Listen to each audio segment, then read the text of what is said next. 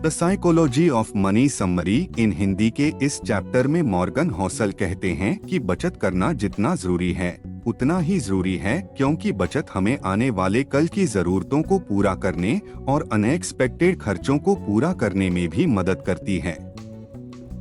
हम अपने गोल्स तक आसानी से पहुंच सकते हैं और अपने पैशन को फॉलो कर सकते हैं अगर हम जमा कर रखते हैं।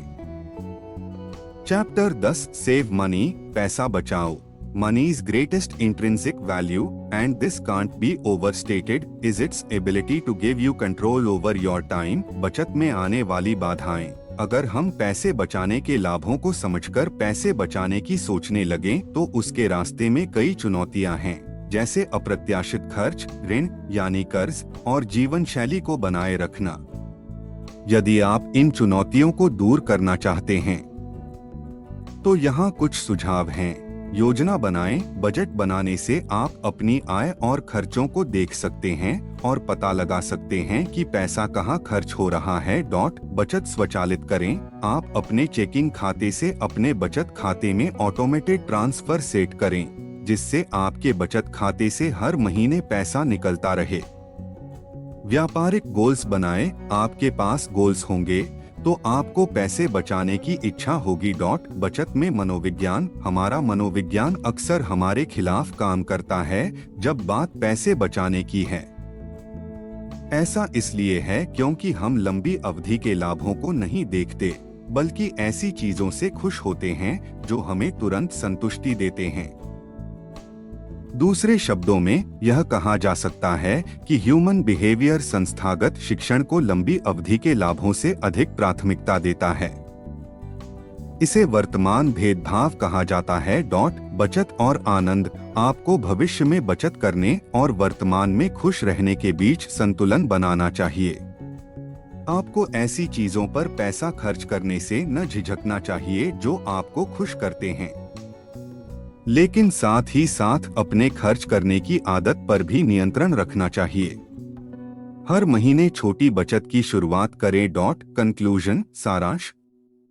तो दोस्तों, ये थी the psychology of money summary इन हिंदी। ये बुक हमें बताती है कि हम अपने जीवन में जो फाइनेंशियल निर्णय लेते हैं वह हमारे इमोशंस, बियासेस और एक्सपीरियंसेस के आधार पर लेते हैं।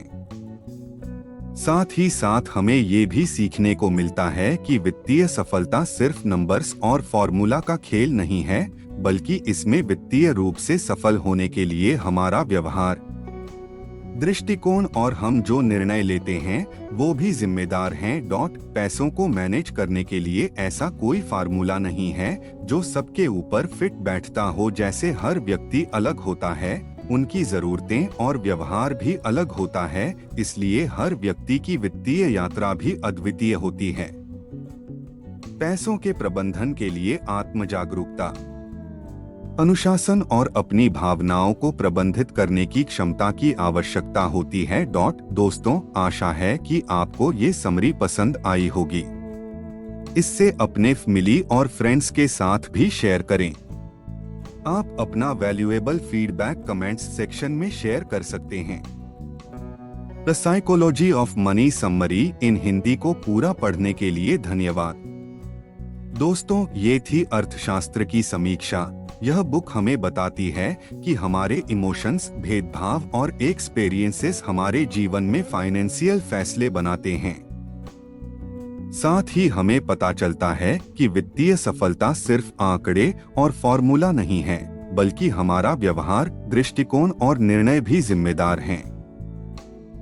पैसों को नियंत्रित करने के लिए कोई सामान्य सिद्धांत नहीं है।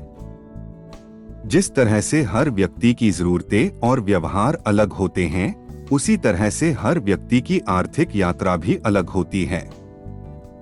पैसों के प्रबंधन में आत्म जागरूकता, आत्मनियंत्रण और भावनाओं को नियंत्रित करने की क्षमता की आवश्यकता होती है।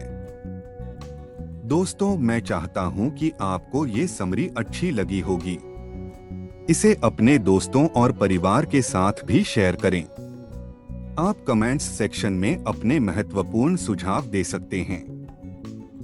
आपने the psychology of money summary इन हिंदी को पूरा पढ़ा। The psychology of money quotes. धन संपत्ति का मनोविज्ञान के quotes everything has a price but not all prices appear on labels, risk is what's left over when you think you've thought of everything, Bill Gates once said, success is a lousy teacher. It seduces smart people into thinking they can't lose. Using your money to buy time and options has a lifestyle benefit few luxury goods can compete with. To grasp why people bury themselves in debt, you don't need to study interest rate, you need to study the history of greed, insecurity and optimism. Use money to gain control over your time, because not having control of your time is such a powerful and universal drag on happiness. The ability to do what you want, when you want, with who you want, for as long as you want to, pays the highest dividend that exists in finance. How good of a book is The Psychology of Money? Yes, it's generally agreed that Morgan Housel's The Psychology of Money is a worthwhile read for anyone curious about the relationship between psychology and finance. It is engrossing, perceptive, and offers helpful financial management guidance in addition to delving into the intricate psychological aspects that shape our perceptions of money. What does the psychology of money teach you? Morgan Housel का पैसों का मनोविज्ञान कई महत्वपूर्ण सबक देता है जो मानव व्यवहार और वित्तीय निर्णयों के बीच जटिल संबंधों के बारे में बताता है। यह मनोविज्ञान और अर्थशास्त्र के संदर्भ में महत्वपूर्ण जानकारी प्रदान करता है।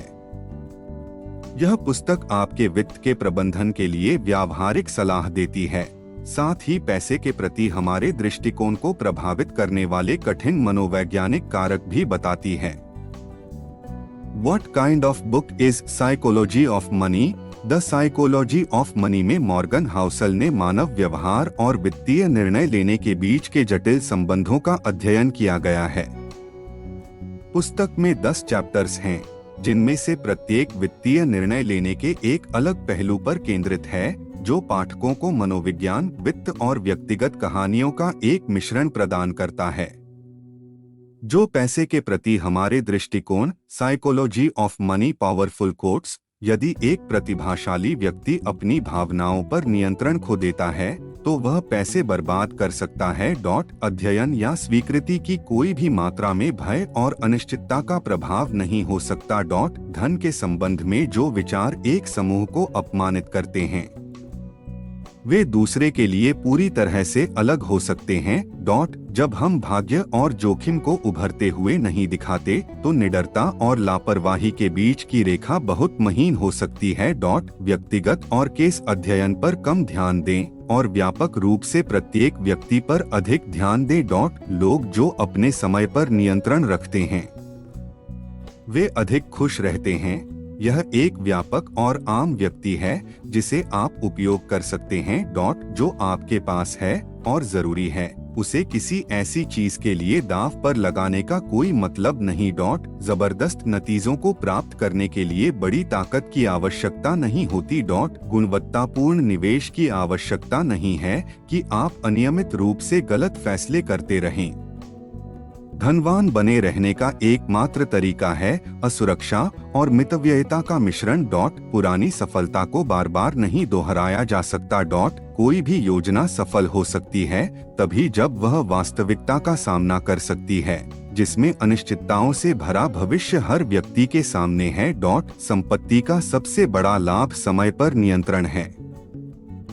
समृद्धि का सर्वोच्च रूप हर सुबह उठकर आज मैं जो चाहूंगा कर सकता हूं कहना है।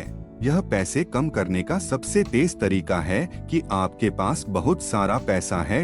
लोगों को कुछ हासिल करने में मदद करने के लिए प्रसिद्ध उद्योग महत्वपूर्ण रूप से संपत्ति का मूल्य की आवश्यकताओं के सापेक्ष हैं।